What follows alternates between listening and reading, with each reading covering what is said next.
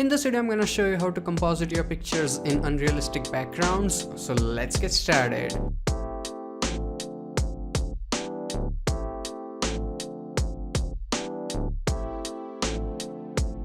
Hey, what's up guys, Tuorial here, and as you can see, this is the final output. Now if we look at the layer panel, as you can see, there's a lot of stuff going on. We will be working on shadows, lighting, color correction and everything.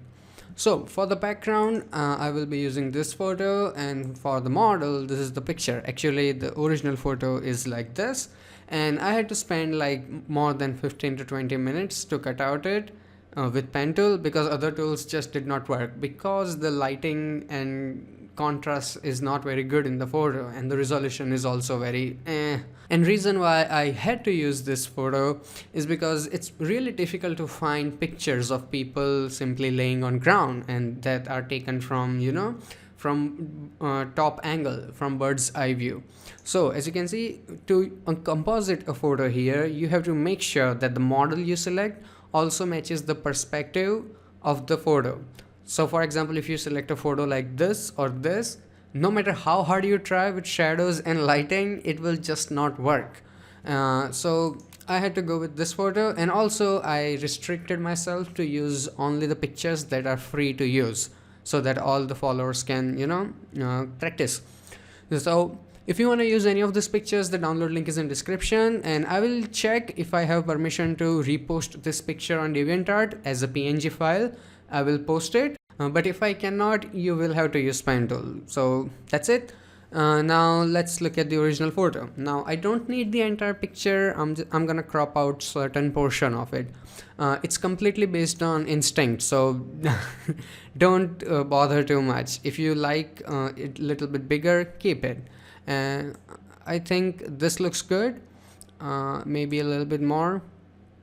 Actually, I try to remember the parts where I cropped, so I can recreate it as close as possible. So this looks good. Confirm it. The background is ready, and also what, it's a little bit too saturated, so I'm gonna reduce the colors. Go to your adjustments, hue saturation, and make it somewhere around like -20, 25. Looks good. Close it. Now I'm gonna add in the model. So for that, select your move tool from here, take this thing out, and then I'm just gonna simply drop the model here, and then we don't need this file anymore, so I'm gonna close it. No. Okay, so here's the model. I'm gonna flip it. So for that, press Ctrl T, right click and flip horizontal, and then I'm gonna rotate it a little bit, and also gonna make her a bit smaller because it's way too big than I need. So this portion, this exact portion where resize it again and again and rotate it to see if she fits or not, it will take a lot of time, a lot more than you expect. So spend as much time as you can, because this is everything. If the perspective doesn't set properly, all the work you do after it will just go to waste. So I'm gonna go and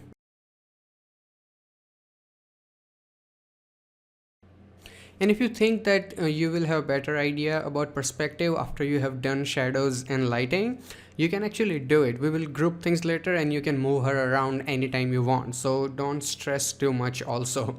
So I think this looks alright. So at the moment, she kinda looks she's sleeping on the floor, but because we don't have any shadows, it looks like she's floating, So to fix that, first of all, I'm gonna add contact shadow. We will be adding two shadows, by the way, contact and cast shadow.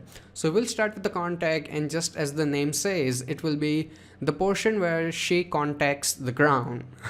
So get a brush tool, create a new blank layer, and the shadow should be under the model. So I'm gonna put it down here and just rename it contact shadow. Okay, and I'm gonna select my brush tool. The color should be black. Actually, you know what, I advise that you don't go pure black, because there are I'm going for really kind of hazy output.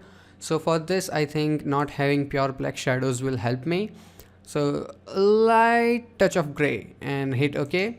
Now I'm gonna go and start painting. Now for the brush hardness, try to keep it somewhere around 40-50%. We will blur it afterwards as well. So 50% something is good, and the opacity, I think right now keep it 100, because we can always reduce opacity of the layer, so you don't have to worry too much. I'm gonna go and start with the hair here. So as you can see, it will not be perfect in the first try. First you just stress things near like this, as you can see here, and then you try to refine it again and again for your exact needs. And also, as you can see, the cutout of the hair, it's not properly done yet. So you know what, we can go and try to fix it first. So right click here and then select and mask, and I'm just gonna go and try to do the shortcut and see if it works. So let's not do anything and simply just paint around the edges and see if it gives us any proper output. Okay, it's kind of doable, not the best thing in the world, but for tutorial I think we can do it. Yes, I think this looks fine, and a little bit more here as well. You know what, for these things, first of all hit OK. So as you can see, there are some patches that I would like to remove, and for that I'm gonna go to my brush tool and make sure I have black color, and then just erase it a little bit. Paint on layer mask, okay, not on the model, or otherwise you will kind of ruin it. So take your time with the hair and like spend a lot of time in refine mask as well. So let's go back to the shadows, contact shadow. So here we were, and now as you can see, now it doesn't look that good. So you will be switching between two things again and again, brush and the eraser. So try to use shortcuts. So first of all, I'm gonna press E for my eraser, right click, make sure hardness is 0%, and to make it bigger, use your bracket keys. See? And also make sure your caps lock is not turned on, otherwise you won't be able to see the circle. So turn off your caps lock, and now you're good to go. And the benefit of this is that it makes the process way easier and saves you truckload of time. So I'm gonna go and paint things near the edge, and you can also move it around as well. So it looks kind of scary when you have to do it especially with mouse, but kind of doable.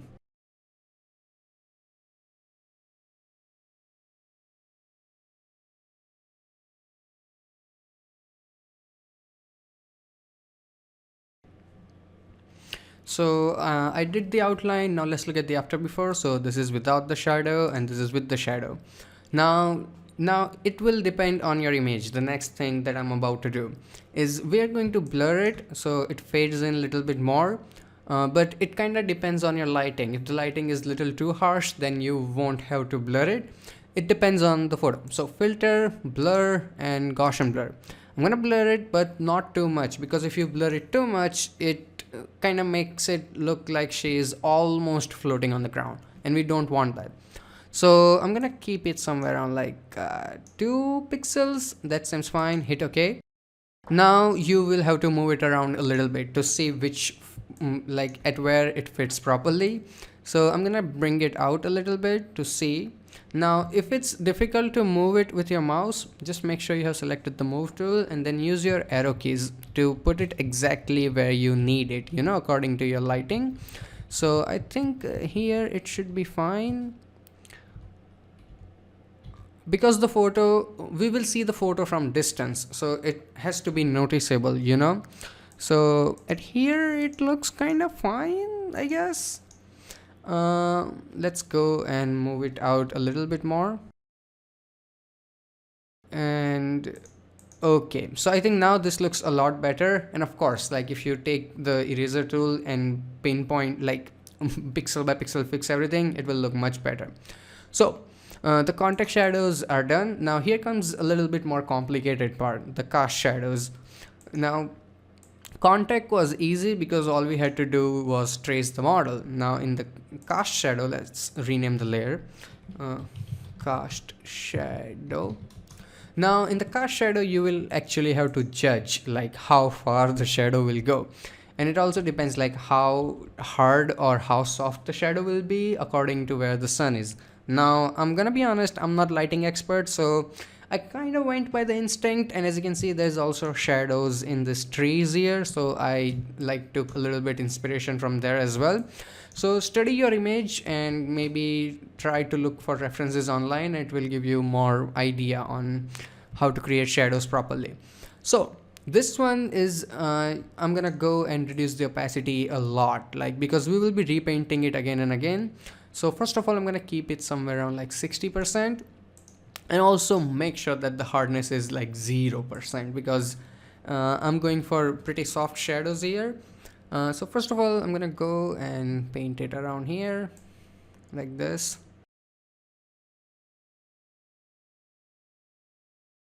And as you can see, she looks a little bit floating. That's because the edges are darker than this portion here.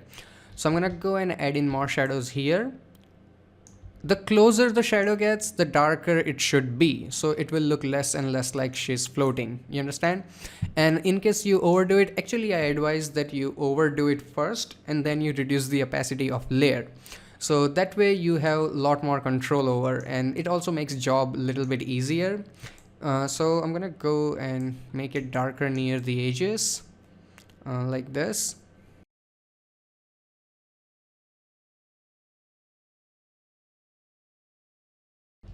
Now when you paint a little bit too far away for the shadows, I recommend that you reduce the opacity even more, maybe half of what you were using, and then paint a little bit here to give it, a bit more darkness, but still make sure that it's not darker than the edges here, right? So I'm gonna go and paint more here. So now it's way too dark than we need. So I'm gonna go and start reducing the opacity until it blends in properly. So somewhere around like 70-80%. Okay, so this looks nice at maybe 70%. Okay, so the edges, they look better at 70, but when we get close to the model, I think we need to add a little bit more. So I'm gonna go and increase the opacity so I don't have to repeat my strokes again and again. So I'm gonna go and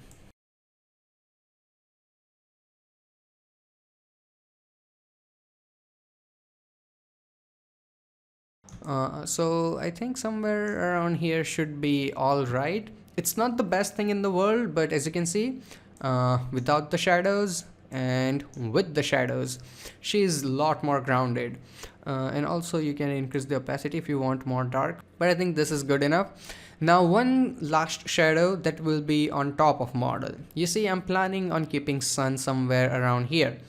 Now I'm gonna go and create new layer on top of the model, and then right click here and create a clipping mask. So now whatever I paint on this layer will only stay on the model. I'm gonna go and make the opacity 100% and show you an example. You see, now whatever I paint will stay here, and this is exactly what we need. Now of course opacity keeping 100 is ridiculous, so I'm gonna keep it somewhere around like 40-50%. Go near and then paint on the edge like this.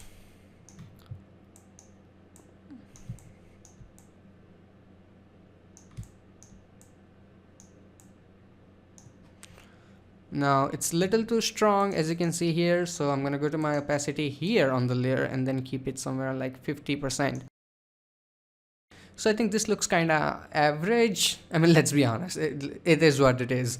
So I think we can start working on the colors and lighting. So again, for the last time, this is without the shadows and this is with the shadows. So this way you can paint shadows and keep the model on the ground. That's done. Now let's go and do some correction on the model first, and then we will do some correction that will be applicable on both model and the background. So for the model, I'm gonna just keep on stacking the layers now. So go to your adjustment layer, and first of all, I'm gonna go and select curves. Now model is really dark, especially compared to background. The lighting is not very good. So first of all, you can click here to turn on clipping mask, and then I'm gonna make it brighter somewhere around here.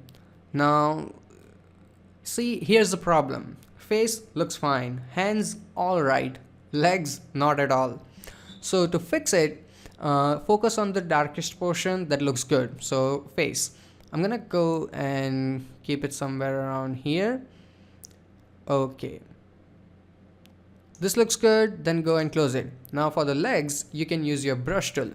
Now activate the layer mask, and in the opacity somewhere like 30-40%. That's good, and the color should be black. Then go and start removing it from the legs, as you can see. So it gives you a lot more control where the lighting should be, like how much lighting should be in certain body part. So I think now this looks a lot better. I'm gonna make it slightly more darker, and you can always come back here on this layer anytime and paint again and again, you know. So maybe a little bit from here as well. It's a little too bright, and here as well. So this is without the brush adjustment, and this is with the brush adjustment. As you can see, makes the difference of day and night. So a little bit here. I'm trying to keep it as neutral as possible, but the lighting and colors, they are terrible. As you can see, legs are blue, the face is red, there is yellow light from the top. I'm still really happy that they uploaded this photo though, because it's difficult to find this type of pictures. And also it's free, so not much to complain. Okay, so this is before and after for the brightness. I'm gonna go and make it a little too bright and close it. Okay, much better. Now another problem we have with the model is that the color of dress is way too saturated compared to background. So to fix that, I'm gonna go to my adjustments and select hue and saturation, and then I'm gonna turn on clipping mask. See, here's how logic behind clipping mask. As long as you keep on stacking clipping mask on top of each other, it will keep following the model. Just don't add another layer in between and it will work completely fine. Okay, so I'm gonna go to my adjustment layer here and then reduce the saturation. Now also I know that it's kind of removing saturation from the skin as well, and I do not want that. So what I'm gonna do is I'm gonna mask out the legs and face again, and also a little bit from hands. So just like the levels, I'm gonna go and erase it from the legs. And this time I'm gonna increase the opacity because I don't want effect at all. So I think this looks fine. And also from the face as well, because I need some color on the face, you know, makes her look more lively. And then from the here as well. And if you make a mistake, you can change to white color and then fix it. I'm gonna go and have some black and white effect here, so you know, because this portion is little too yellow compared to rest of the skin, so I'm gonna make it slightly more black and white so it can blend in better. To the beginners watching, are you all right? Because it's way too complicated, I know, compared to regular videos. I'm gonna go and look at the after before. See, now the model blends in a lot better. So this is without the adjustments so far, and this is with the adjustment. You see, step by step we get closer. So the brightness and color of the dress, they both are fixed. Now we can focus on the skin colors. As you can see, they do not match with the background at all. So to fix that, go to your adjustments and select a selective colors, and again turn on the clipping mask so it will only stay on the model. Now first of all, I'm gonna go to my whites, and here I'm gonna add a bunch of yellow. So let's go and add somewhere around like 18% looks good. After that, go to your neutrals, and here also I'm gonna add some yellow. So 8 or 10% looks good. And then go to your blacks. In black, I'm gonna add plus 3 to 4 point of yellow. And then I'm gonna actually reduce the blacks inside the blacks. So basically the shadows. And then I'm gonna go and make it somewhere like minus 10 to 12%. So 11% looks good. Then go and close it. So now as you can see, this is without the adjustment and this is with the adjustment. Look at the skin, without and with. We're gonna make it even better. Okay, now I'm gonna use curves and add slight yellow tint on entire model photo. So go to your adjustment layer and then select, where is it, curves, and in the curves go to your blues, and in the blues go and add a little bit of yellow from this corner. Now of course we forgot to turn on clipping mask, so turn on the clipping mask and now it will only affect the model. So I'm gonna go and keep it somewhere around here, not too much, okay? So keep it here, looks good. Now another problem we have is that the yellow is kind of a little too strong on the hand. On other places it looks good. So I'm gonna go and mask it out. Select my brush tool, select black color because I want to remove it. But I don't want it completely gone, so I'm gonna keep the opacity like 40, 45, and then I will remove it.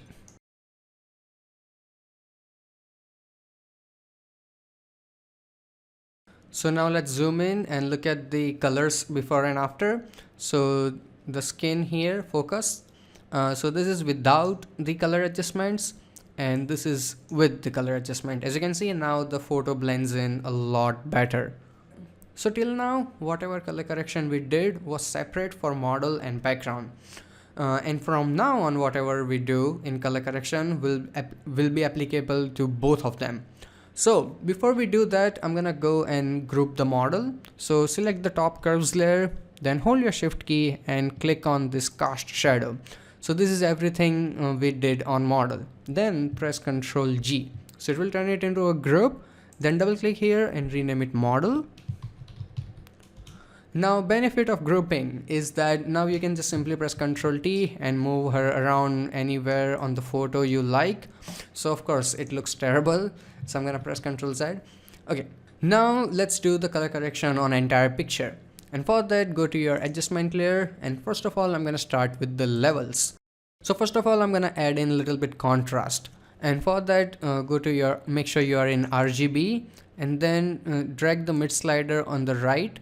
So keep it somewhere around maybe 50-60%. Okay, so 60% looks kind of fine. So I know at the moment it looks really dark, but as we move forward it will look better. So the midtones are done. Now in the highlights, go and increase it a little bit. So keep it somewhere around like 220 or something like that. Okay, so this looks good. And now I'm gonna go and change the output levels. In the output level, I'm gonna keep it somewhere around, 16, 17 looks good. So 17 it is. So as you can see now, it's already looking better. Now I'm gonna go to my blues, and first of all I'm gonna go and adjust the mid. So I'm gonna go and keep it somewhere around like 1.6, 1.7. So 1.7 looks good. It just gives overall image slightly bluish color, because everything has become a little too yellow. So that's done. And now into the output levels, I'm gonna keep this one to somewhere around like 10 to 14%. And then I'm gonna go and also adjust this one as well. Keep it somewhere around like 230, 234. So I think 235 is good. Now I'm gonna go and close it. So as you can see, this is without the levels and this is with the levels. It gives it a really good color grading and contrast. Now I'm gonna apply another adjustment layer. So for that, go to your adjustment and select a selective color. And here, make sure you are in your blacks. In the black, first of all, yellow. And here I'm gonna take a little bit of it away. So we have a bit of split tone in colors and gives it, more dynamic feel. And then I'm gonna go to my blacks and make it somewhere like 2 to 4 point. So we have even more, darker shadows. Now go and close it. And for the final adjustment, I'm gonna go to my layers here and then select vibrance. And in the vibrance, it's completely up to you, like how colorful you want the final photo to be. So I recommend somewhere around like 20 to 40%. So I think 25 looks good. Then close it. Now as you can see, after we did all the color correction and adjustment, the shadows are actually a bit too much. And you will only know it after you have finished the effect. And this is the reason why we do everything on separate layers. So now we can go back and fix the shadows. So first of all, I'm gonna go to my cast shadow, and I think the opacity is little too much. While before we thought it wasn't enough.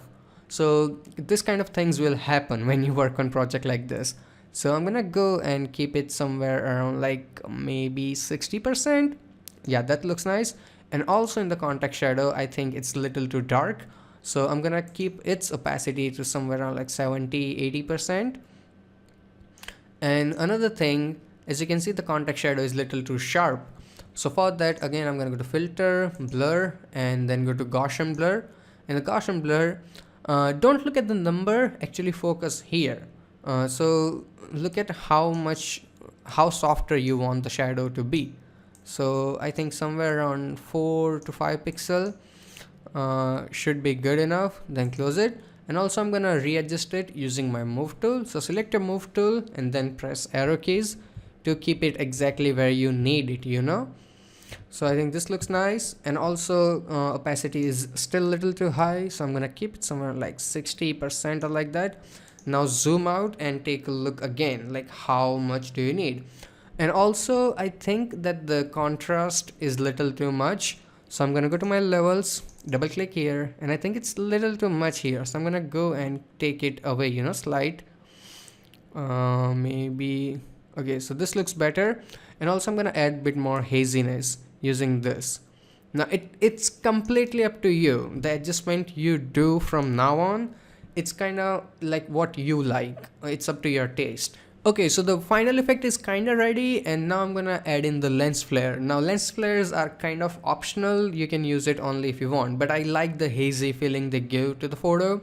So I'm gonna go and create new blank layer first of all on top of everything. Then I'm gonna go and make sure that here I have actual proper black color. Okay, now I'm gonna fill in the color. So for that, right click here and select your paint bucket, fill it, we have black color. After that, go to your filter, render, and then go and select lens flare. And in the lens flare, go and select the third one because it's the least complicated and it's the most easy to, you know, blend in. So select the third one, hit OK. I'm gonna keep it somewhere around here. Hit OK. Then go to your adjustments here and then change it to screen. And now you have sun that's little too close, might kill her. So keep it somewhere around here. Don't worry if you have to take it outside. Just follow your instinct. So here it looks looks good. And to give it slight yellow feeling, you can go to image, adjustment, and then hue saturation. And first of all, colorize it. And then increase the saturation. Okay, that's too much red. And also we need actually orangish, dull orange, okay, not too bright. So this looks good. So without the colorize, with the colorize, looks nice. Hit OK, and you can move it even more. And then I'm gonna duplicate this layer, press Ctrl J, press Ctrl T now, and then right click here and then select flip vertical, so it's upside down. And then I will put this one here, but here I'm not actually using it as sunlight. I just want to add, you know, that little bit of hazy feeling, light licks or whatever you want to call it, that used to happen in old cameras a lot. So I want to replicate that a little bit. So maybe it is due to sun, I'm not sure. Yes, light licks will happen because of sun, wouldn't they? So basically this is my goal. I don't want to show a light source, I just want to show a little bit lighting on the edge. So I'm gonna go and keep it somewhere around. And you can also stretch it, you know, there are no rules, whatever fits your image. So I think now this looks a lot better. It gives it, you know, that vintage feeling. And if it's too strong, you can always reduce the opacity. So I think somewhere like 80%. Actually on both, I'm gonna keep it somewhere like 80. So let's look at the after before, I mean in the sunlight. So this is without the lens flares and this is with the lens flare. I think the lens flare make it a lot better, like according to my personal taste.